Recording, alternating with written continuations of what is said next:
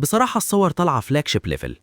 السيلفي أداء كويس جدا، تفاصيل وألوان محترمة. المعالج هنا وحش، سناب دراجون 8 إليت، معمارية 3 نانومتر، أداء أنتوتو فوق 3 مليون، ثبات أداء حوالي 84%، الألعاب شغالة 120 وحتى 165 فريم، تجربة ألعاب قوية جدا ومختلفة عن أغلب المنافسين.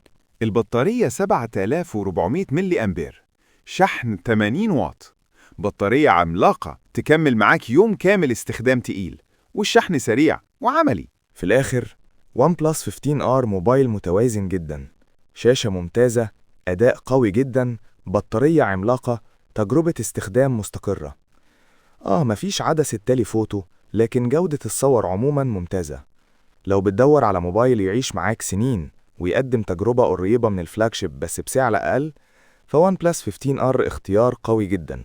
كده نكون وصلنا لنهاية الفيديو. لو عجبك المحتوى ما تنساش تعمل لايك وتشترك في القناة وتكتب رأيك في الكومنتات. استنونا في فيديو جديد من قناتكم ضربة مفك.